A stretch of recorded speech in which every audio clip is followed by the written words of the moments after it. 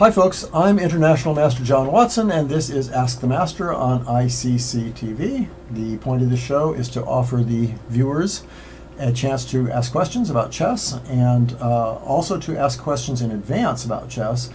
And doing that, excuse me, I've got a sound issue here. Let me get rid of my sound here. There we go. And so you can send questions in advance, and that's actually more interesting in many ways because you get to really think about your question and give specific moves that you might want to ask me about, or even ideas that you've had that you want me to talk about. And that would be by email, askimwatson@chessclub.com, ASKIM, WATSON @chessclub.com. You can also send me a message if you're an ICC member to John L. Watson. That's JOHN, as in lion, WATSON. And that's message space John L. Watson, and send me any sort of question. And finally, we're on the chat on YouTube, and I see some people are on already. So Magnus coming back into it, absolutely. Hey, tomorrow's the playoffs, everybody. I'm be amazed if I get anybody to even watch today. But that should be really fun. And thank you for your comment about the Thanksgiving. I hope everybody had fun.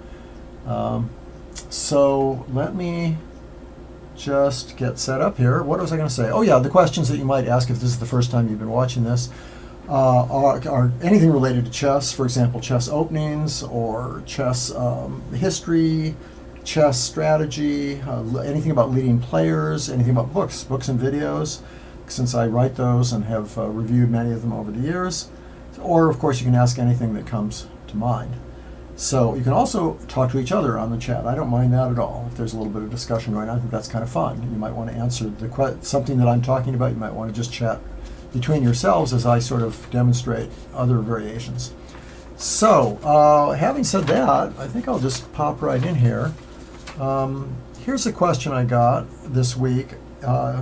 He says, I see you often mention correspondence games and have always wondered where you get the games from. I mean, for OTB chess, that's over the board chess for you guys, theweekinchess.com is an excellent source, and I agree with that. That's TWIC. It's known as TWIC, and the URL is theweekinchess.com. And then he says, but what about mail games? Okay. So I'm not really an expert on correspondence games, but there are many sources, and I have, I think, pretty good database. The basis of my own main correspondence database is the ChessBase correspondence database. In my case, 2015. I don't know if there's a new one yet. I don't think there is. So correspondence database 215 is sort of the basis of it. That has way over 1 million games and quite a few annotated. And at various times, I've added all kinds of correspondence games, for example, from the ICCF. Those are very famous games from their databases. Fernschock. And some time ago, I mainly used, even more than the correspondence database of ChessBase, I used Tim Harding's Ultra Core. And I had all versions of that. And it was the best source of games, but I don't think it's been updated for quite a few years. You might still look at the latest one because it probably has some games that aren't included. Well, I'm sure it has quite a few games that aren't included in the ChessBase correspondence database. You could also just sort of hunt around the web and find a correspondence database. You'd be surprised. Some of these are kind of small, but they're sort of specialized for different small groups. And you can add them in, and then you can delete the doubles by using ChessBase, for example. Okay, I don't know, does anybody else on the chat have any ideas about correspondence sources? I think the one most people start with is the ChessBase one. I think it's sort of taken over. It's nice and clean, which is nice, and it doesn't have a bunch of doubles and strange corrupted games, things like that. And it's also pretty high quality games overall, and that helps too. Because you know, there's a point at which having 8 million games is almost the same thing as having 1.5 million good games. So, okay. Anyway, so that's an answer to that. Here's a little bit of a chat thing. Let's just do that. Do you remember an anecdote about a Russian GM playing at Hastings who asked someone's rating, and it was a Brit who answered his British rating, which is like an IQ test score, and he said, I didn't, continued. No ratings went so low. Which GM was it? Was it Korchnoi? No idea. But that's true. A grade of 150 or something is, quite good, quite respectable, and so that would be true. Whereas a rating of 150, I'm not sure if FIDE does go that low. I know the United States Chess Federation goes that low in its ratings, but its ELO ratings. It's interesting that ELO ratings are being used all over the place now, and people don't even realize that they came from chess. You probably noticed this. Almost every sport now has ELO ratings. If you go to the site 538, for example, which is just one of many examples, they use ELO ratings quite a bit for the football teams and the basketball teams and the players, the basketball players, and it's actually quite funny. But for some reason, when you do it with other sports, there's a tendency to be much more compressed. Like maybe the best ever will be 1900 and the worst ever will be 1300 or something. I'm not quite sure how that works. It has something to do with the breadth of their historical database and the fact that they're talking about leagues where all the teams are relatively evenly matched. So compared to chess, I'm sure that has something to do with it. But it's quite fun that and people just say ELO ratings, and they don't realize that it's some of them actually really don't realize it comes from chess originally. That's quite funny. They use it for Scrabble, I believe that. That sounds right. Anthony says they use it for Scrabble. Interesting. Okay, well let's just let me move on a little bit. What I'm doing things from last week. Here's one from last week that I didn't get to because it just seemed a little too complicated. TNSASTD. I don't know who that is, but that's the handle on our YouTube chat. Dear John, I'm a Volga, Banco, and Blumenfeld gambit player. I have a problem to deal with its sidelines like 1d4. Let me just show you this. 1d4, knight f6, knight f3, e6. Now what he wants, he says, is the Blumenfeld gambit. For example, this is the Blumenfeld gambit. So he's sort of heading for that. So he doesn't need advice with that. We talked about that, by the way, just recently. And then he doesn't mind also playing, what else is he not worried about? Oh, he isn't worried about g3, he said. That's not a problem. So the question was that he was and he's happy with the London. And of course, we've talked about the London just a ton. So if you want to go back and look at what black should do in the London, we've looked at it with tremendous many times, and it's sort of quite a bit of depth. So anybody who wants a little review of that as black, just go back to the old shows, which, by the way, on my Facebook page, John L. Watson, you can find all the openings of the shows, the openings we talked about on the shows listed for all the shows going back to whenever it was. When did we start? July or something? Something like the June or something. Anyway, so that's something you can do. You can go back and look at that. He's not worried about that, but he is worried about this. That's called the Torre, and has a long and storied history. It's quite a solid opening. It's been probably more popular in the last 5 years than it has over the last, in relative terms, it's been more popular than it has been over the last 40 or 50 years, I would say. In other words, it's getting a lot more attention. And you can see it's very solid. It gets a piece out, another piece out. Often white gets behind in development when he's playing all these c4 things. But here, white just gets his pieces out quickly. If he had free moves, he'd usually play either e4 or e3, and then bishop d3 and get castled really quickly. So it's a very straightforward system. And the reason I mention that is because you're not going to get an advantage by force against the Torre if white knows what he's doing. The real problem is, since it's not very ambitious, since there's no pawn attacks going on and there's no real central takeover in most lines, you'll find that there are many good ways to respond to it. Almost all major systems are going to equalize against it, so you aren't going to get advantages. But that doesn't really matter. What you want is a playable game, so a lot of times that's fine. If you're really an ambitious player, maybe the Torre is not really for you. But so I thought I'd give some examples. On a very primitive level, you can play with h6 and g5, oddly enough. So for example, you can play h6, and let me get one of my games that I want to see how many sidelines I mentioned.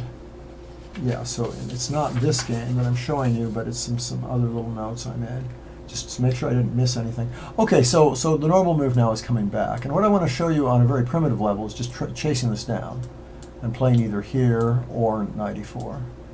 And now that seems kind of silly, but it's going to win the bishop pair, and that's got to be critical, right? Okay, but the first thing you have to be willing to do, now you don't have to play h6 if you're afraid of this line, if you're afraid of white taking over the center. But of course, black has two bishops here. And I think there are quite a few ways to equalize here for black also. On the other hand, it can be fun for both sides. if you want something kind of French-like, this is not that bad a move, actually. It's kind of an interesting move. It's not inspiring, and maybe white gets some tiny advantage, but just if you're the type that likes to really grab part of the center no matter what. But much more common, well, there's several moves, but much more common is this move. And then white will often play knight c3. They might play knight d2. If they play knight d2, maybe bishop d3 first. Let me see, what would be knight d7, for example. Well, there's so many ways to play this. I'm just going to show you ways that might make sense. This is a very comfortable thing to do. Play out here. You're using your two bishops. The general rule of two bishops is if white doesn't get an outpost or an initiative or an attack or space, he doesn't have compensation for the two bishops. Now here he doesn't have attack or initiative really, but he does have space. So he's got some compensation for the bishops. I just don't think, it's only space really. It's not much more than that, so that means it's about even, I would say. You can't really expect an advantage in this kind of position, I don't think. And another thing that can happen sometimes is that if white plays a sort of normal move like that, sometimes, and I don't want to get the timing wrong here, I think often a6 is played, but you could almost do this immediately. You could almost play this move immediately, with the idea of chasing white away from the d4 square and then just piling up on the d4 square. And you don't have to worry too much about knight b5 because there's this. Now you might have to worry about e5 here, so maybe it's better to make another move first, like knight d7 or something. And then if he develops, what's a move? Maybe here, in order to try and castle queenside, then black can often make that kind of move. Oh, better watch out. Here, though, there's a trick because you're going to play queen c3, which is going to be aiming that way and this way. So be careful. But this is considered a completely solid position. You play this first, I guess. And then if something like that, here's a good, you can play this now. Or even better, you can probably play this move. And, having two bishops and just getting everything out, and now you start attacking on the queen side. White tries to attack on the king side. It's not bad for white, but he has a little bit of a hard time breaking through, and what that means is given enough time, the bishops tend to assert themselves. So that's kind of what's going on. There are early g5s I didn't manage to show you on, but that's another theme sometimes. So, just find a system against bishop takes f6. There are other ways to set up, but I think you'll find it's all pretty safe. So is there anything else I wanted to show you here? Yeah, let me just show you something like, okay, so here, queen d2, I even show this line. And then just a6 immediately. Just stop this knight b5 move, no matter what. And and one thing you might want to know is white here. There's a famous sort of trick here. This is very dangerous because of this move. And now you better take with the knight. Because if you take with the pawn, there's this clever little move. Threatening knight c7 check. And it's funny how hard that is to stop. If the queen comes back, you just play knight takes e5, and the knight can't take because it's pinned. And if not, you lose your piece back this way. So white just wins material. And what would you actually do here? I guess king over, but I can't even imagine. This is so horrible. It just looks really, really awful. There might even be something like a check. Maybe.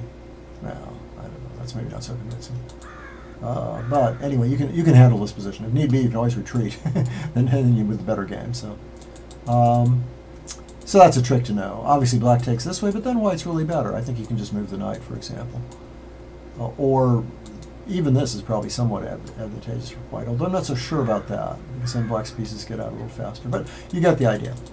So I just recommend playing really solidly with a6, and I even had a line to show here, I think. One thing to do here, okay, here's something, kind of a clever trick. Now, I think b5's fine. I think there's plenty of good moves here, but that's a move that's been played quite a bit, just stopping e5, or stopping that from being a tempo gainer. And now you're ready to play b5, or just get your pieces out. And it's hard for white to advance his pawns without getting kind of blocked here. That's the only point I wanted to make. For example, there's games with this where black's played c5, starting to attack on the queen side, and also b5, trying to attack on the queen side. And both those moves have been reasonably successful. So I don't think you need to be afraid of bishop takes f6. Okay. Okay, so here we go. Here's the, the board isn't moving. Is that still true, folks? Can you tell me again? I haven't been looking. I can't see the moves. Is that still true? Can someone send me a chat and ask if that's okay now? I don't see the moves either. And I understand what's going on. Oh, this is my fault. This is definitely my fault. Sorry, this is not good. Not good at all. Oh, sorry, I should have been looking at the screen. My mistake. I had it covered up.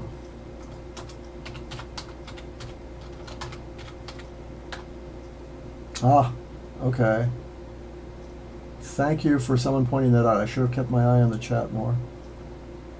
Okay, at this point, I think you should be able to see it. Let me go back and check that. No, you still can't see it.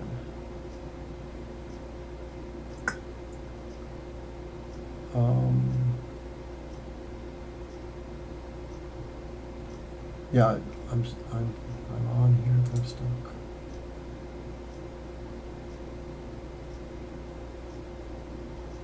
Okay.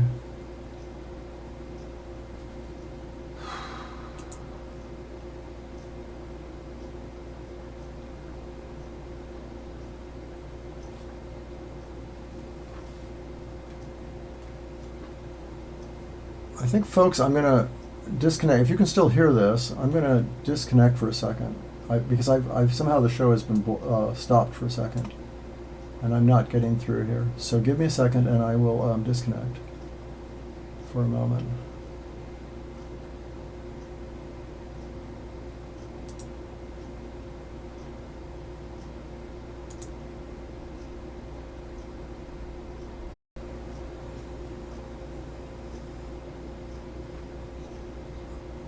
Yeah, I know, that's been the problem, but that's why I'm starting again. I'm assuming that will work. Let me see.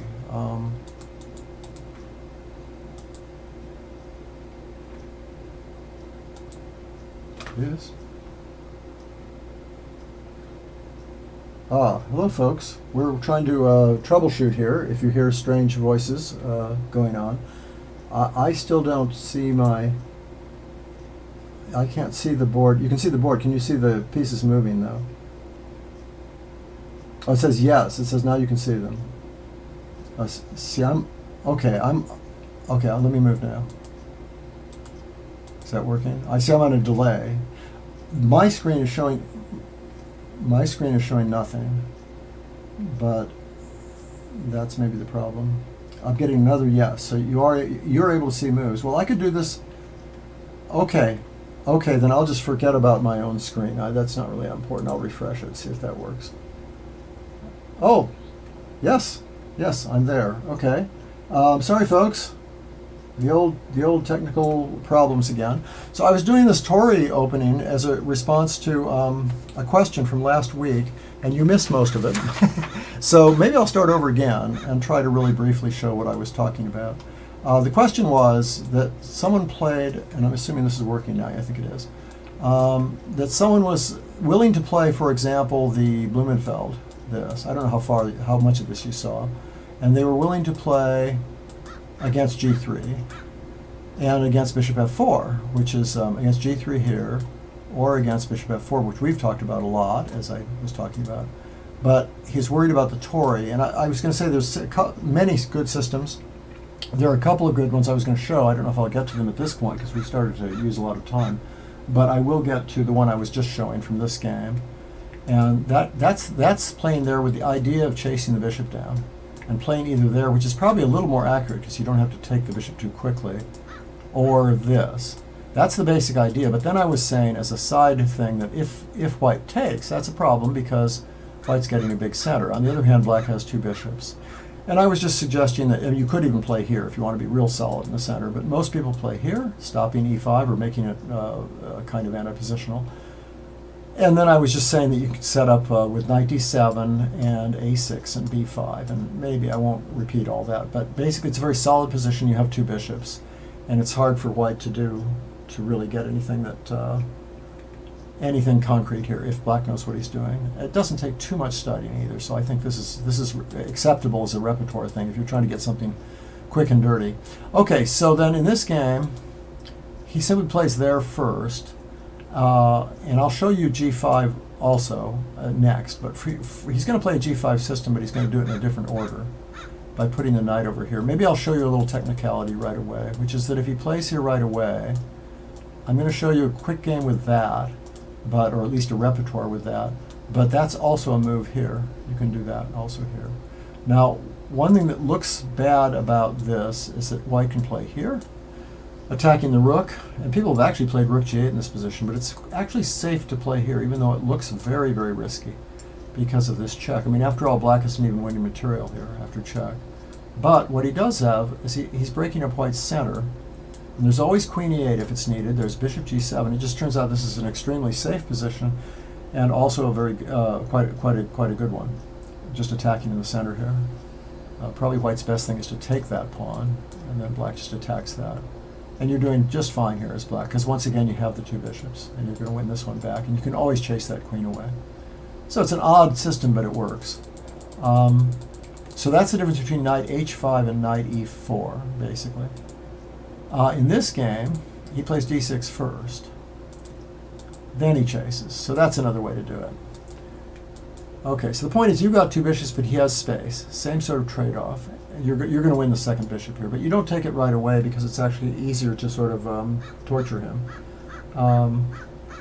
by trying to make him force you to take it. So you just develop first. White develops. And this is one of many moves, this queen e7. There's a bunch of other ways of playing it.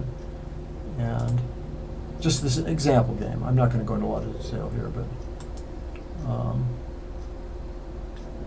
oh, okay, this is a different game. Excuse me. I'm going to take a quick look at this.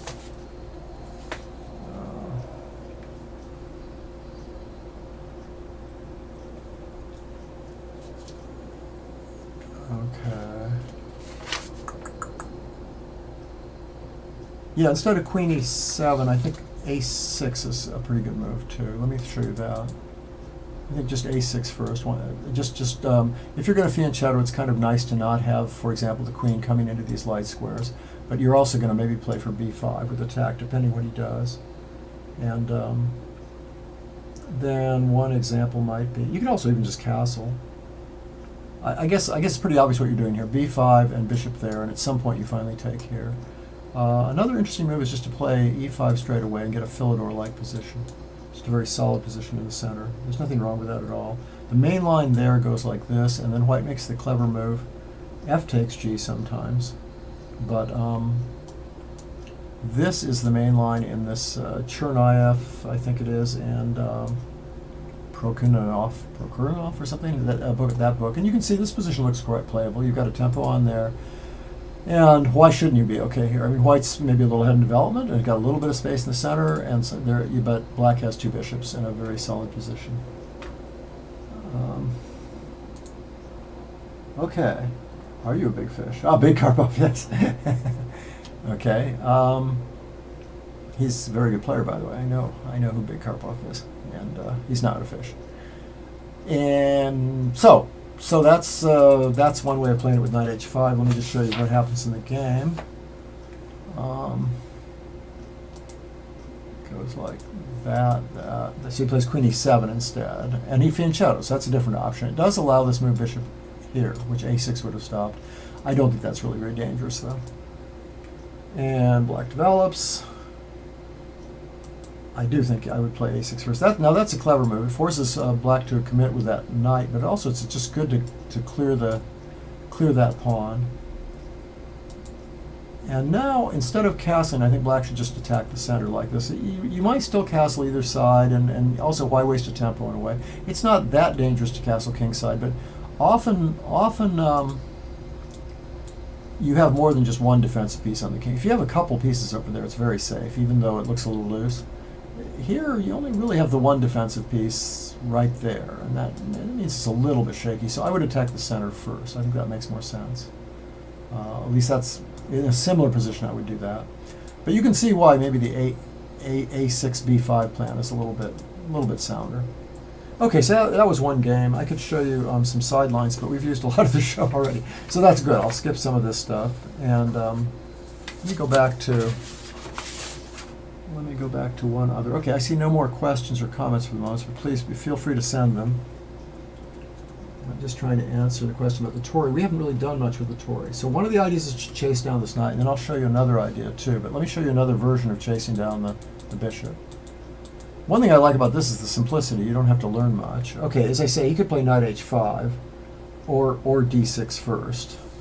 So So that would be possible. You could still play just d6 with no problems, and then play knight h5, or play knight h5 right away.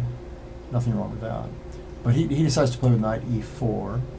And now if white goes there, you just play f6, and if he plays queen d3, hoping to sneak into that square, you just play d5, the bishop has to retreat. Now you can even play h5, threatening to trap this, and if the pawn has to move to stop it, either to h4 or h3, then you have that nice move. And look at that horrible pawn structure. That pawn on g3 is particularly weak. Now it's true, he's thinking about queen check. In fact, he might have played it last move. He probably would have played it last move. But I don't think you can go either place, e7 or d7, and then maybe attack that and maybe forces king to move. And black's already better here.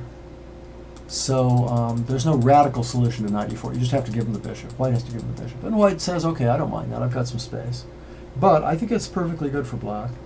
So in this game, white plays knight d2, g3, hg3, bishop g7. The good thing about bishop g7 is it protects the rooks against sacrifices here. It protects the h-pawn, and it has that beautiful diagonal. So it really looks better on that square than it does on other diagonals. Okay, so white gets some space, and black gets some pieces out. Knight c6 is a very common move, especially when white doesn't have bishop b5 right away, which he'd have to waste a move to play that. It's not that great a move. And now black made a mistake here, played this move. I don't like that move. I just think it turns out badly. It's not a bad idea, but it turned out badly. He should simply castle or play h5. Castling is just fine. White doesn't really have much of an attack here, and black's got plenty of time to advance either on the king side or in the center. He also could play here, thinking about h4, or maybe g4 at some point. So, as it happens, white plays a very nice idea and puts his knight in the center and gets a very small advantage. Just no big deal. But and in fact, Kramnik is black here. That's one reason I picked it. Hug and Kramnik. So you know he hasn't played something completely unsound. Probably black now should do this. It isn't really much of a pawn sacrifice, because if he takes here, there's f5 ideas, followed by h takes g, and black gets an awful lot of initiative. So black's probably okay here. It's not superb, but it's okay. This move is actually quite risky for white. That's probably even better for black, because notice if he takes it, there's going to be a check. It's not mate, but it's good. Something like, well, let's throw the check in, and then take that. And really, black's more, let's throw g takes f2. And really, black's better here, because of the pawn structure and the two bishops. But it's not much better. It's very close. Okay. Is there some way to alert you of display problems? Yes, it's my fault. I should have been looking at it. You can just say so on the chat. And in fact, people did say that. That's how I finally noticed, but I wasn't looking over at the chat often enough. So yeah, if there's a display problem, just tell me, or a sound problem or anything. Usually I notice it faster than this, but I got all involved. So okay. There was another comment before the problem. Okay, I didn't take a look at that. Visuals, board moving. Did you also know the 150 attack in various openings refers to the British rating system? Yes, it does. And refers to a system where you can regularly beat an average club player in the opens. Yes, I actually did know that. Yeah, the 150 attack I think is only in one opening though. It's the modern, I think. 150 attack is this. Well, it depends what order, but it's basically the same thing. It's this bishop e3 stuff. And there's various versions of it, but the reason it's called the 150 attack is the idea is that this guy's not a very good player as black. They're doing things like this or something. And white's just going to play very primitively with h4. Now there might be a f3 in. In fact, sometimes there's an h3 in, but the original idea of calling it the 150 attack was you're just going to play stupidly. You're going to castle queenside and play h4, h5, maybe f3, g4, and h5, and then checkmate black, right? You're going to just end up getting a checkmate somewhere. I can't remember the orders anymore, but something silly like this, just like an anti-dragon system, just trying to checkmate. But of course, it's not easy to do that in reality. All right, folks, what do we got here? Yeah, something shout. Thank you. Well, I hope you were able to visualize a few of those Torre moves. Okay, no more comments? So let me just do one more, actually, then, since I prepared a few here, just because I thought it's a legitimate question. Everyone seems to have the London and the Torre. Everybody I ask, all my students, they're always asking this, so why not show something that's going to benefit everybody? Either as white or black. You can play this as white for sure. It's a good solid opening, and you don't have to study much. You should study as much as possible, even the Torre systems, but at least you're going to survive if you make mistakes. Okay, so this is the last one. This is based on what Avruk says to play against it. GM Avruk, who wrote the D4 books, and he also wrote a book against, to meet things like the London and the Torre, meet sort of strange Indian systems. Okay, so he says just attack the center immediately, and now there's two moves. And against this, he wants to simply take and play B6. And just for example, here's one way to play that has been recommended a lot for white. Instead of playing C3, which is sort of a typical Torre move, once black's chosen this structure, white is often encouraged to play C4, just to get his pieces on more active squares. The knight's obviously more active there. There might be a D5 move. And but Avruk's not worried about that. He just unpins the knight. And then after bishop D3, if you play bishop E2, castles, black just plays D5, very simple. And that's, there's going to be an isolated pawn that isn't very good there. That's one problem. White's not all that active in this position. So this isolated pawn will be nice for black, although white can simplify, of course, by taking, and then that'll be even. Just because the bishops make up for any minor positional advantage white has. So bishop D3 is the main move. More active. Whoops, I got this right? I have to go back here. Oh, I'm just showing you this. I don't have this on this game was not played here. Okay, so bishop H4. I'll show you the trick of playing H6 followed by bishop E7. It's kind of clever, actually. Okay, the first trick is this. Very common in quite a few queen pawn openings. You give up the bishop pair, which is of course not a good thing at all, but you attack the center. That's a weak point, and it's hard to defend, it turns out, without losing too much time or getting in other kinds of trouble. And in this case, it's actually quite easy because, let me just see. I think you can play knight b4 next against everything if you want to. Yeah, if queen here, knight here. Does that work? Maybe there's nothing special there. Bishop b1. Rook c8, a6. Knight c6. Well, it's a game for black. It's not the one I was thinking of. Okay, so let's just continue here. Maybe bishop takes. Yeah, no. Bishop takes. Queen takes. Knight c6. I would think queen e3. Ah, my fault. Excuse me. Against e3, he indeed has you playing these moves, but he doesn't play h6. This is my fault. So this happens, but without h6. And here, bishop e7, bishop d3, and now captures here. Okay, I was going to wonder because white should have the option of going back and defending that way. But now if queen here, knight b4. Oh yes, now this is good, right? Because you're going to have knight g4 too. I think that's the point. We'll see about that. I'm not so sure about that. What happens on bishop b1 again? It's just a game, I guess. Let's see. Oh, this is not so convincing for black. Now you might be able to play a trick here. Some sort of knight d5 move. Wouldn't surprise me. But maybe not. Something like that. What do you think? It might be about even or something. He pretty much has to take that. If he takes this, I think that's quite easy. And if he takes this, maybe it's just an equal, roughly. Funny position. He has to take. And you play, I guess, this knight. Well, who knows? You have to analyze this at home. Anyway, this is what Avruk says to do, and he probably knows what he's talking about, is my guess. I suppose after queen e3 you could just play some other move. You could simply you could play knight g4 even. That's probably completely equal because white doesn't get to keep his bishop pair. Oh, in fact, this looks excellent. So maybe white can't play queen e3. In which case he has to play bishop e3. And now again, you have knight b4 to at least consider. More likely you just castle and develop. The idea is the bishops are not terribly active in the center, and you're ahead in development. And I don't know, I should look this up because this is what he recommends, and he usually has a pretty good idea what to say, what to do in these positions. I guess he thinks black's development equalizes here. Okay, so that's one line. That's with e3 and c4.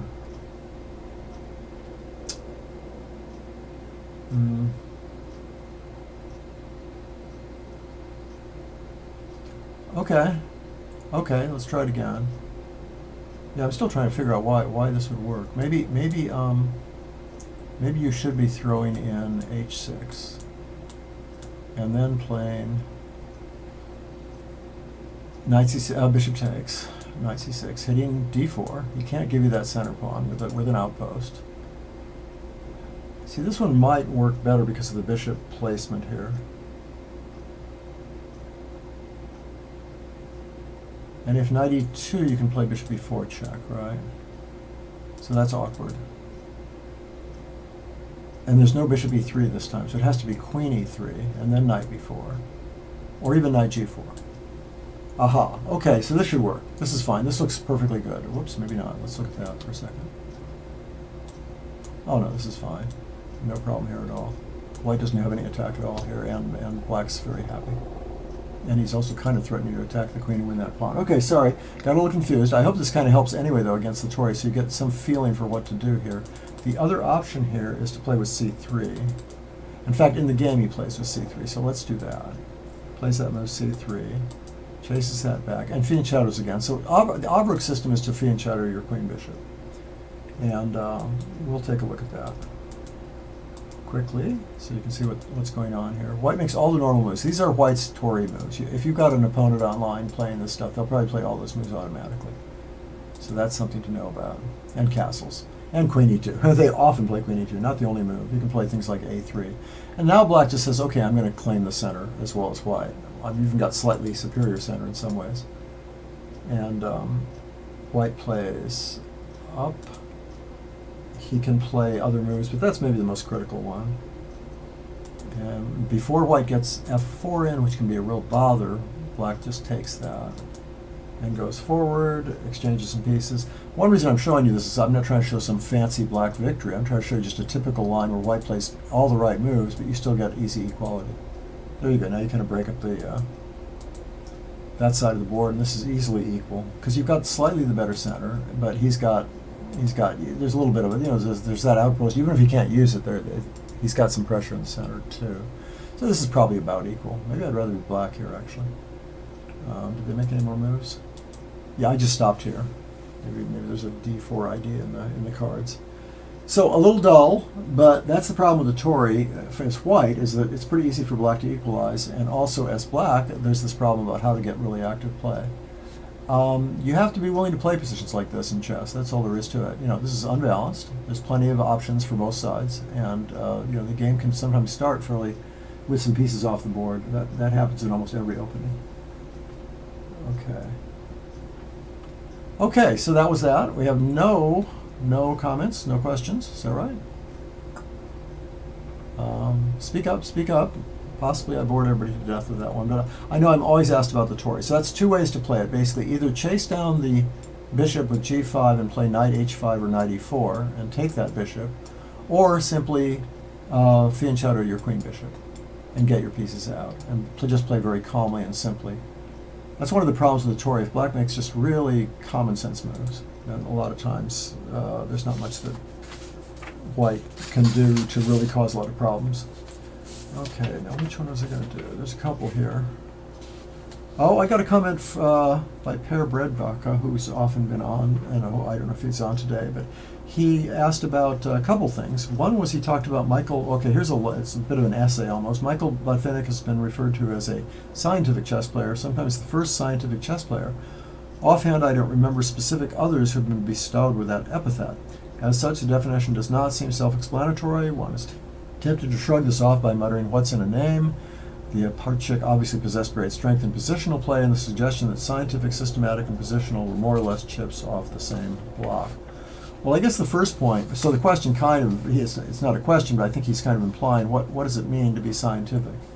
And I would expand that and say, what's a scientific player as opposed to a strategic player? Or is there an opposition there at all? And I think the idea of the scientific player is he does a lot of very careful preparation, proving that the lines he plays are good.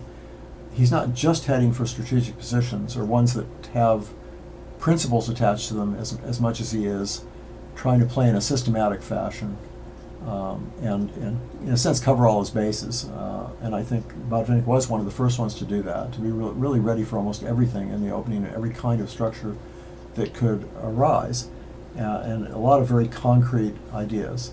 So that was a lot of it. And also I think he was called scientific because of his preparation to the game, which had to do with physical preparation, which was kind of new at the time. And now I think all the top players play a lot of sports and mountain climbing and things like that, try to really stay in shape for these tournaments, which are, I will testify, very exhausting.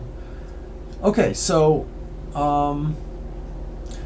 yeah, and then he was talking about other, and I was trying to think, well, who are the other scientific players? And I was thinking, well, scientific might also mean that you contributed to the game. You did writing. And then I was thinking, well, Steinitz did some of the original codification of the rules of chess and did a lot of writing about chess. Nimzowitsch did the same thing, codification of various principles and rules, and so he was a writer, and so did Euwe. Euwe was a writer who talked a lot about general principles. So I'd say those three players were quite scientific. If you're looking for other people who are sort of scientific, those would be the people. And then Per Eric also asks about how to respond to knight f3 on the first move. A very, very general, very, very general question, but let me get a board up.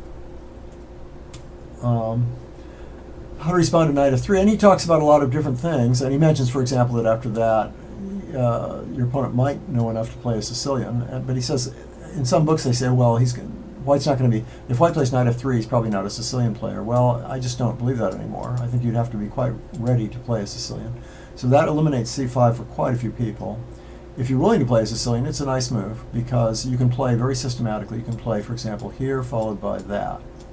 Is a good structure because White can't really get d4 in now in a good form. So just for example, something like this might happen. And that's a good line. If White plays d4 now, he has a little bit of a problem here with what to do with that knight. That's extremely passive. And moving the knight again is not, that strengthens Black's center. And moving the knight again, of course, is a loss of time, and Black can just develop and castle. So c5 is a good answer against that kind of thing. And if White continues to make just ready moves, well, then you have the nice opportunity to put together this is a nice structure to use. For example, if he now plays, well, that's really the ready, that's the ready move, but he can also play the King's Indian attack. The ready move is c4, and the King's Indian attack is like here. And you can play this kind of anti-King's Indian system with a knight here and here. It's very easy to play. The Botvinnik system, as a matter of fact, it's called. You can also do that against the English. So I think c5 is useful, but as I say, you have to play against the Sicilian, so that's going to eliminate a lot of people. Knight f6, of course, is safe, but it's going to transpose. Now, you could say that you can play knight f6, no matter what White does now, you can play King's Indian-ish style.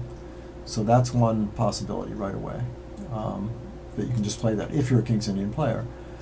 The most universal answer, and the one that, that's sort of the main unique answer to knight f3, is d5, and you have to be willing to play this, which is fine, right? That's just a d4, d5 system. You can still play Slav things, you can play Queen's Gambits, you can play all kinds of stuff.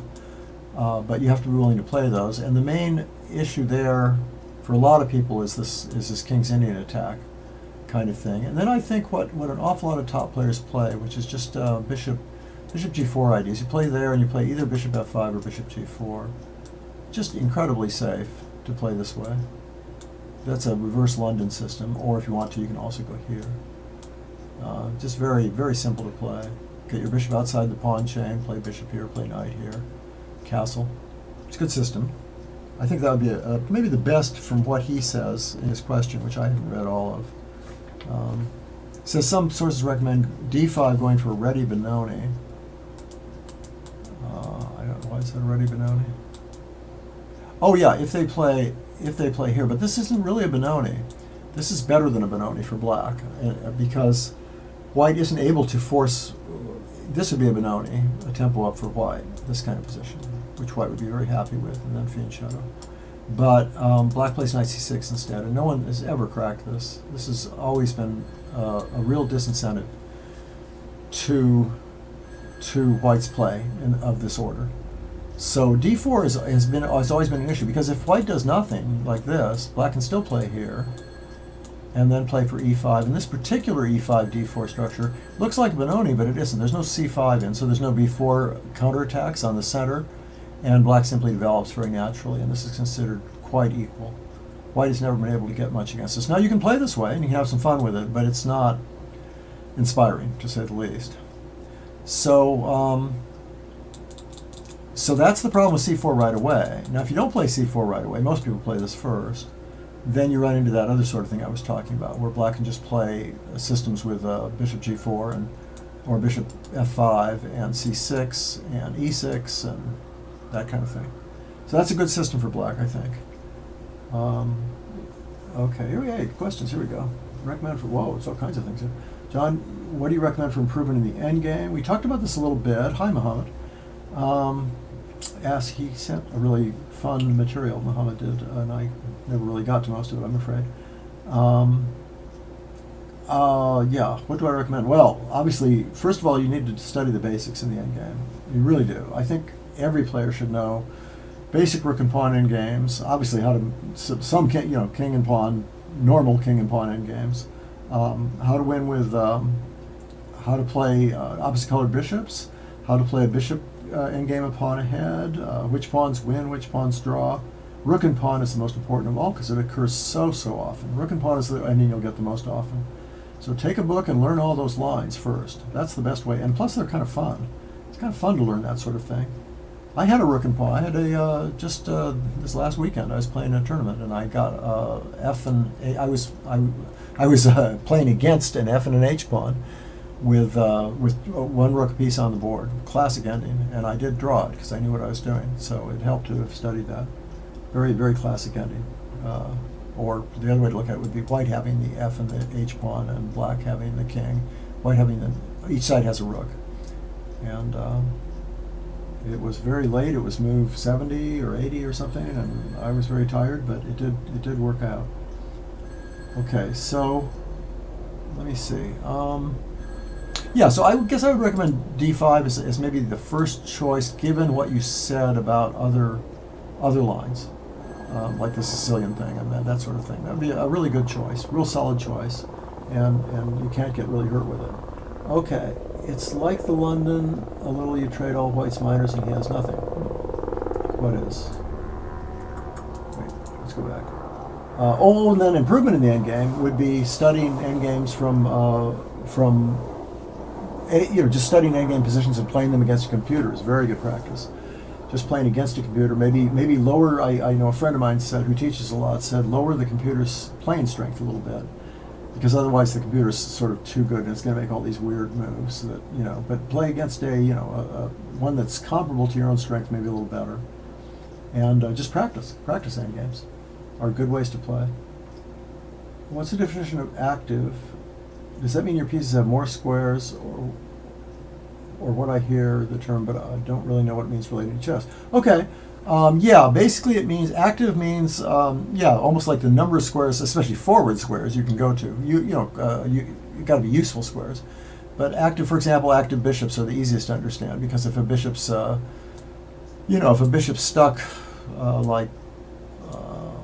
let's just give a contrast here. If a bishop's stuck like this or something, that's a nice active bishop, and it's going to be more active in a second.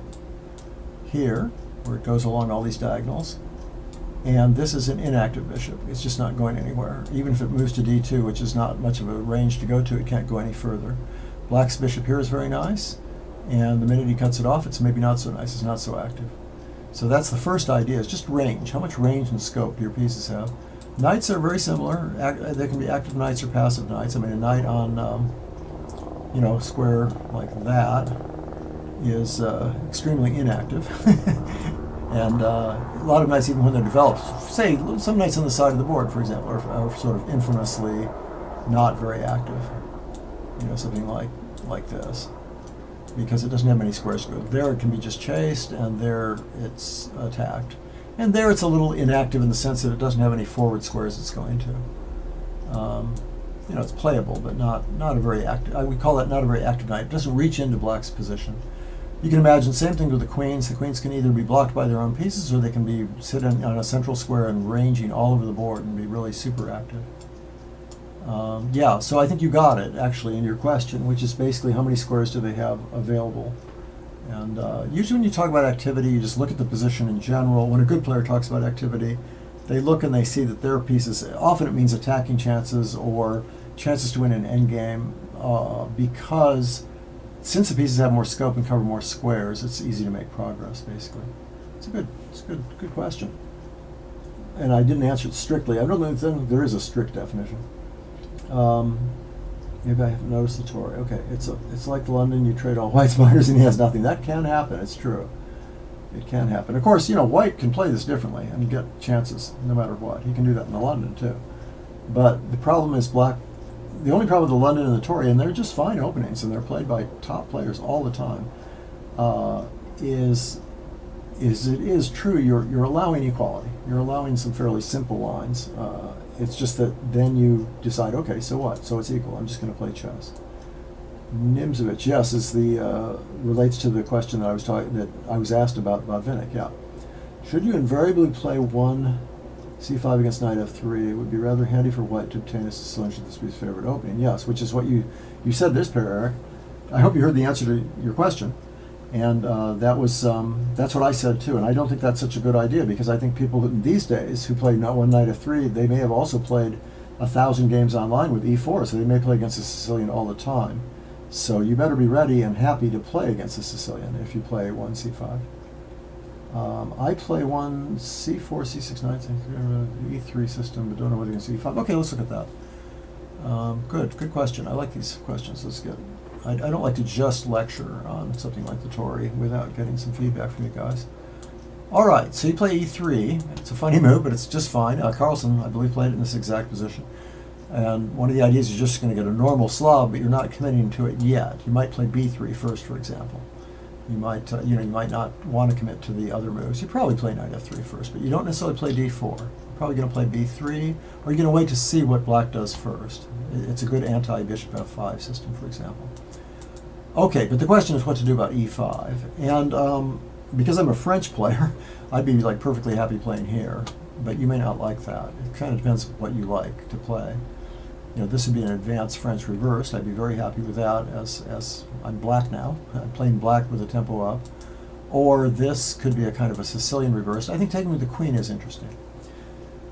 Just nice pressure on the isolated pawn here. This is an Alpin Sicilian reversed here.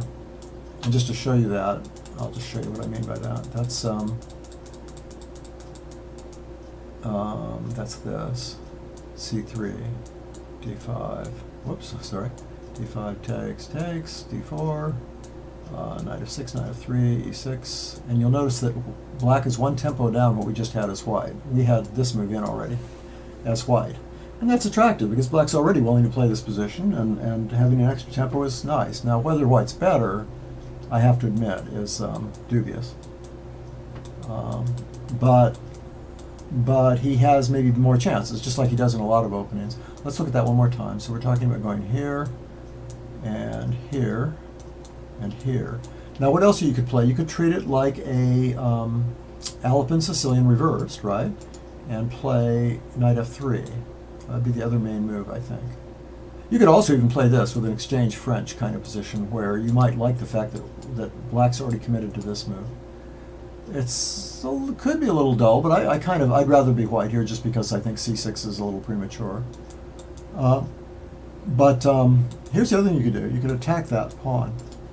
And then if he goes here, I'm sure you can play here because you're a whole tempo up, so you don't have to worry. I don't think c5 is going to hurt you at all. This could actually be a very, very interesting position if black overextended.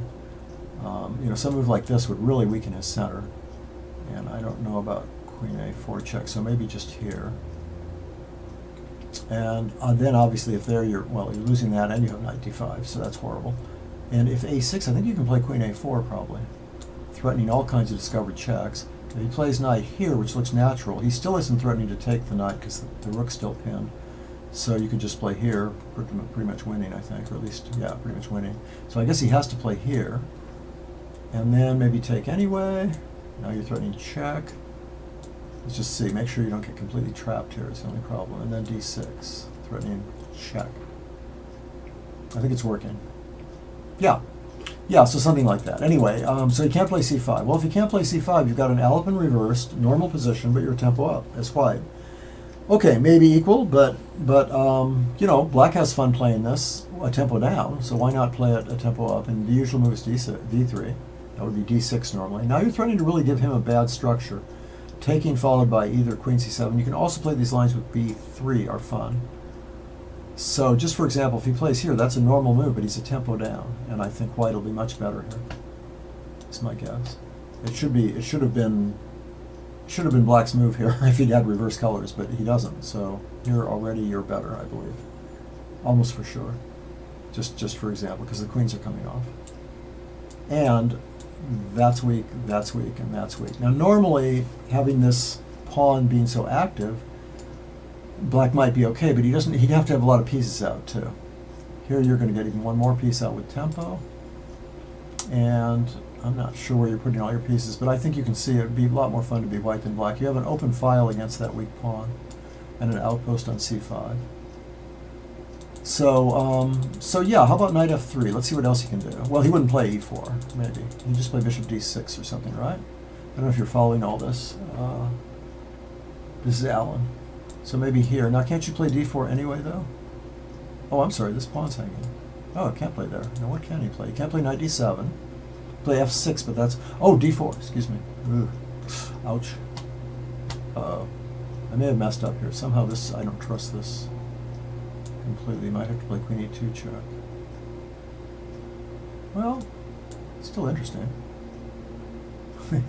Think about that weird move. White's way ahead in development, but you could get in a little bit of trouble. I don't think so. Actually, white can play this position. This isn't so bad. This is actually kind of interesting. I don't know if you're better, but I think this is worth playing. I don't think this move works, by the way, because I think queen b3 is too strong. Even if you lost a piece here, you'd be killing him with the attack. Something like this. You can just imagine how horrible this is. You can't take it because of rook e1. You're about to play rook e1 anyway, so he's going to be, he's in trouble. Huge attack for white. So without d3, it's looking pretty logical. That's a waste of time, right? You don't want to make too many pawn moves. White must be very happy with this one. So anyway, it's a possibility. So knight f3, I'm not sure. You'd have to check out that d4 move. So d4 or knight f3. What else is there? Anybody else see anything else? You could do it this way, maybe. You could do takes first and then knight f3. And then d4 looks awfully loose. I don't know if you want to check first. You're going to have a bishop e5 check somewhere. I think takes, bishop e5 check. I think white's just better here. Now another check, or do you want to sacrifice a piece? Or probably just knight e4. You think about check. Ooh, this looks cool, because there's knight d5 coming up too. Okay, anyway, great questions. So maybe think about takes, knight f3, or just knight f3, or if need be, d4. They're all good moves. None of them are spectacular. I don't think e5 is a really bad move, by the way. It just doesn't seem to be that bad. Have you shown something to play against the Trompowsky? Yeah, we have, but kind of depends what you want to play the Nimbus Indian, so you want to play e6. Okay. d5 is what I would prefer. Yeah, I have the most problems against it. I play the Trompowsky, and of course I've played against it, and I've looked at it a lot, if nothing else because of students. Here's the Trompowsky again. We've seen this plenty of times. And, to me, a lot of the grandmasters are just playing that way. I think it makes so much sense. I mean, if you had an extra move, you'd just play either c5 or bishop f5, right? And I haven't found a way to crack this. I've had some problems with this. I feel like black is able to equalize with this. So yeah, if you're happy with that, and we can look at some lines. I could even do that next week, which might be smarter because we're pretty much out of time. if you're a Nimzunian kind of player, then we can go back into this. But again, you have to play against the Torre, which is what we talked about earlier. I don't know if you were around, but it was we looked at a bunch of black lines against the Torre to start this this particular show. Although I messed up technically because a lot of people couldn't hear me for quite a while. But anyway, that's the Torre, and you also have to meet this, which I talked about earlier in the show. And I said I think black's just fine in these positions, but you do have to know them. What else was I going to mention? Yeah. Oh well, and you have to, like I said, yeah. This kind of thing is fairly popular. More common is E3. Whoops. And if you're a Nimzo, Queen's Indian kind of player, you probably don't mind B6, for example. C5 is a good move, and maybe we have looked at this one before. You might transpose with C5 and D5 into just a normal line. Or look at what I showed against the because White's going to play knight f3 really soon, and when he does, you can look at what I said against the Torre earlier in this lecture. It's on YouTube later. These are all archived. Laugh out loud. I hate the French. Okay. What about the Pseudo-Trompowsky? Good question. Okay, against the Pseudo-Trompowsky, I have an easy thing I like to play, which is this is the Pseudo-Trompowsky. Just to review for those of you that don't know, that's the Trompowsky. This Bishop G5 move. And here's the Bishop G5 move against D5. And my favorite system, which I think I pointed out on this show before, is to play here. And it turns out if the bishop goes back, it really doesn't hurt to have that idea available. It's a free move, position like that even.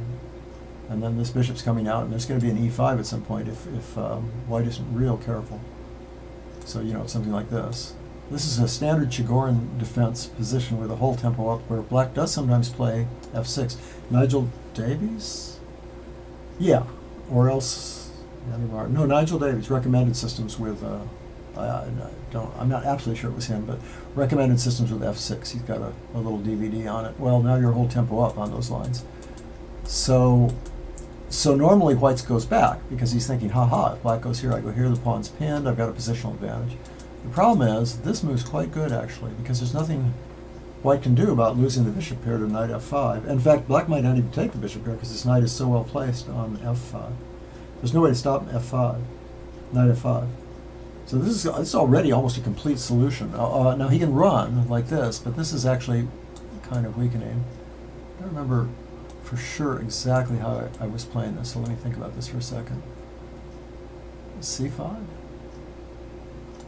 And you could even play E5 theoretically, I guess, but that's not quite right. I like the knight coming back here, so I'm not afraid of E4. The question is what to play. I think C5, because if he takes, there might even be D4. Or, yeah, hard to say. Yeah, now I don't remember anymore. I don't remember the details. This is messy, but I think it works. What else could Black play here? Well, I mean, you can always just develop, because now this move is going to lose to winning the D pawn. And this move looks passive. You're going to get E5 in, maybe right away. It's hard to believe Black is an okay here. I don't remember the details, actually, on the bishop F2 idea. It's interesting. So maybe F3 is White's best move, but I'm still not excited about it. I don't know about you, but I just don't see it being that good. Maybe now here, now that the bishop's so distracted. It might be a good idea. Ooh, I kind of like that. And just keep the pressure up on the center. Now that the bishop's all messed up anyway, and the pawn structure's kind of messed up, you can just wait for a while. Okay, what else do we have? Lakdawalla and Pert discuss this in their books. Okay, good, yeah. As Black, I hope they like, oh, well, actually, Lakdawalla's playing it from the white side. I wonder if Pert is playing it from the white side, too. But I think Lakdawalla knows that it's not very good. I know Cyrus pretty well. Okay, and we can talk about the Trompowsky more next time. Hi, you might want to send me an email with a specific line you want to look at, and we'll kind of take it from there. I think it'd be a fun thing to look at. We can look at this line if you want to, and maybe specifically specific issues that Black is worried about. But this 2d5 line is worth taking a look at. Okay, well, sorry about the technical problems at the beginning of this show, but keep sending me stuff. AskIamWatson@chessclub.com, AskIMWATSON @chessclub.com. or you can message me on ICC, as I pointed out before, John L. Watson, and try and tell your friends about the show. Let's see if we can get some more people on here and get things moving. Thanks for your patience, and also for telling me. Next time I'll try to look at the chat more quickly and correct the technical problems more quickly. And I appreciate it. I appreciate your listening. I hope I see you next week. Thanks.